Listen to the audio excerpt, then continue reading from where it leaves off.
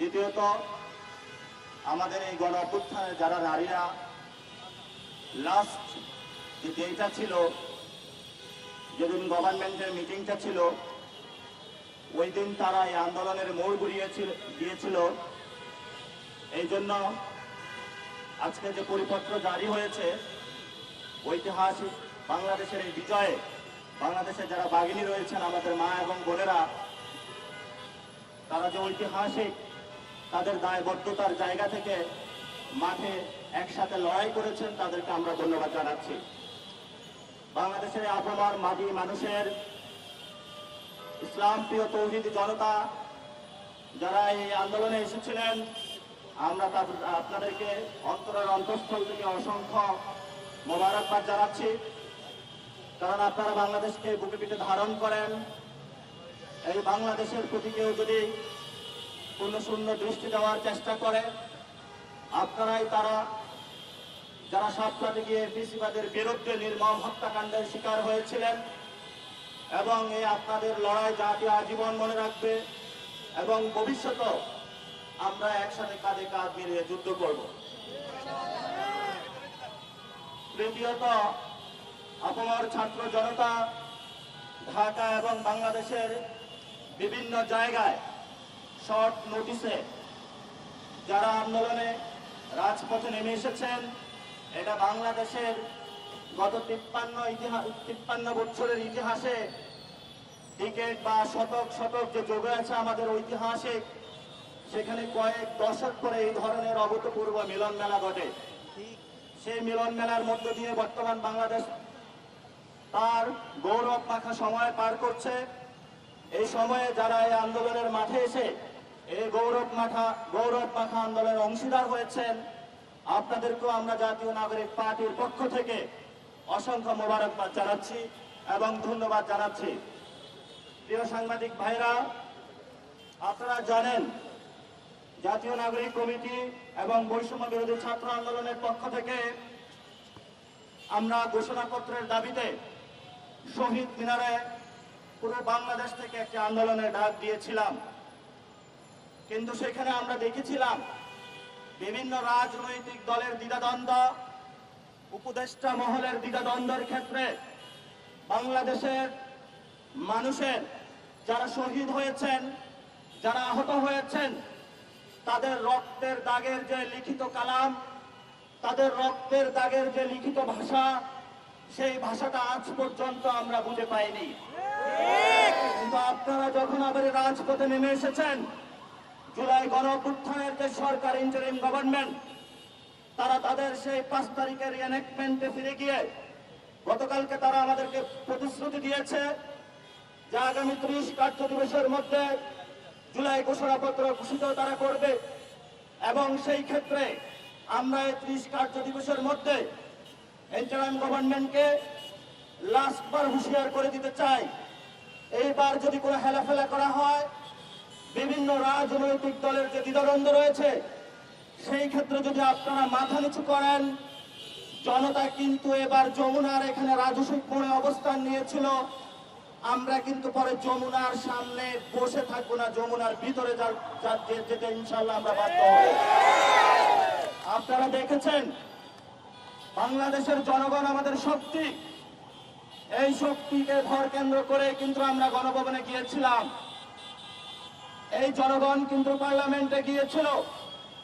কিন্তু এখনো যারা সচিবালয়ে, স্কুল, কলেজ, ইউনিভার্সিটিতে, ক্যান্টনমেন্টে, বিভিন্ন জায়গায় আওয়ামী লীগের প্রেতাত্মা হিসাবে কাজ করে যাচ্ছে, মুজিববাদী আদর্শের কাজ করে যাচ্ছে, আমরা তাদেরকে শেষবারের মতন হুঁশিয়ার করে দিতে চাই। আসুন দেখুন, আজকে রায় হয়েছে, দল নিষিদ্ধ হয়েছে, আপনাদের বোধোদয় হওয়া উচিত। আপনাদের যারা শহীদ হয়েছে তাদের রক্তের দিকে তাকানো উচিত।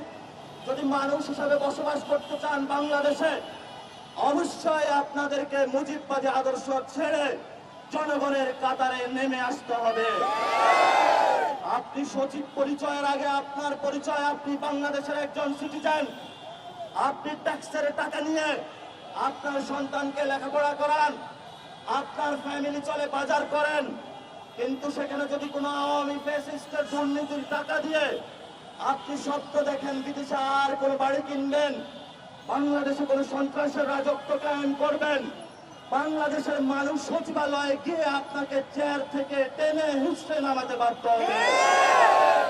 আমরা আরো দেখেছি আমাদের যারা ভাই বন্ধু 5 তারিখে আমাদের একসাথে গণ অভ্যুত্থানে অংশগ্রহণ করেছিল, আজকে রাজনৈতিক কারণে দল বড় হয়ে গিয়েছে দেশের চেয়ে। আমরা তাদেরকে বলবো হুঁশে ফিরে আসুন।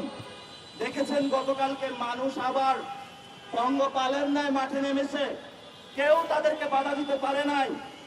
এই হুঁশিয়ারের মধ্য দিয়ে আওয়ামী লীগের যে অবস্থা হয়েছে, আমরা চাই না আর বাংলাদেশে কোন দলের এই অবস্থা হোক। এই জন্য আমরা বিভিন্ন পক্ষ গোষ্ঠী যারা দল রয়েছে সকলকে বলবো, আপনারা জুলাই ঘোষণাপত্রে সরকার যে উদ্যোগ গ্রহণ করবে সেই জনতার দস্তখত যেটা রয়েছে তাড়াতাড়ি সেখানে সাইন করে মানুষের হাতে তাদেরকে জুলাই ঘোষণাপত্র বুঝিয়ে দিন। আর নাহলে স্পষ্ট করে ঘোষণা করুন আমরা জুলাই ঘোষণাপত্র চাই না, সেটাও জনতার কাছে করুন, তাহলে জনতার আদালতে আপনাদের বিচার হবে। দ্বিতীয়ত যে বিষয়, আওয়ামী লীগের বিচার কার্য নিয়ে আমরা হেলাফেলা করতে দেখেছি। একটি আন্তর্জাতিক অপরাধ ট্রাইব্যুনাল গঠন হয়েছে, কিন্তু এই পর্যন্ত আমরা তাদের উল্লেখযোগ্য কোন বিচারিক কাজের দৃশ্যমান ব্যবস্থা দেখতে পাইনি। বাংলাদেশে গণ অভ্যুত্থানের পরে এই ধরনের মন্থর গতিতে চলা বিচার ব্যবস্থা আমরা দেখতে চাই না। আপনাদের সামনে একটি সুবর্ণ সুযোগ এসেছে, জনগণের কাছে যান। যদি আপনাদের কোনো টাকা পয়সা লাগে আমরা জনগণের কাছে গিয়ে টাকা পয়সা তুলে দেব, তারপরেও কাজটা দ্রুত করেন। যদি কোনো সাপোর্ট লাগবে জনগণ আপনাদেরকে নিয়ে আমরা বিভিন্ন জায়গায় গিয়ে প্রমাণ আমরা কালেক্ট করে দিব, সেটাও আমরা করে দিব, তারপরেও কাজটা দ্রুত করেন। কিন্তু জনগণের সাথে কোনো গাদ্দারি করবেন না। আমরা অতি দ্রুত গতিতে বর্তমান যে ট্রাইব্যুনালটা রয়েছে এটার সংস্কার এবং আরেকটি ট্রাইব্যুনাল ওপেন করার জন্য সরকারকে অনুরোধ জানাচ্ছি এবং সরকারকে বলবো আপনারা এই বিষয়ে দ্রুত গতিতে উদ্যোগ নিন। এবং আমাদের যে আইন মন্ত্রণালয়ের আমাদের শ্রদ্ধেয় শিক্ষক আসিফ স্যার আছেন, আপনি অনেক সহযোগিতা করেছেন, আপনি অনেক হেল্প করেছেন, কিন্তু আমরা সন্তুষ্ট নই। জনগণ আমরা আরো বেশি কিছু দেখতে চাই, কারণ আইন মন্ত্রণালয়ের চেয়ারটা রক্তের উপরে হয়েছে। এই রক্তের চেয়ারে বসে আপনি রক্তের সাথে কোনো গাদ্দারি করতে পারবেন না। আপনাকে দ্রুত গতিতে যারা মজলুম ছিল তাদের বিচার কার্য বুঝিয়ে দিতে হবে। আর যদি আপনি না দিতে পারেন তাহলে জনতা তার আদালত বসাবে, আদালতের মাধ্যমে আমরা বিচার কার্য। আমরা গত 15 বছরে দেখেছি এই সরকারের সাথে 14 দল নামক একটা ভূত চেপে বসেছিল, যারা ভোট ডাকাতি করেছিল, যারা নিজেরা একই গেমের মধ্যে দিয়ে বিরোধী দল হিসাবে এসেছিল। আওয়ামী লীগের টাকা লুপাটের মধ্যে তারাও অংশীদার হয়েছিল।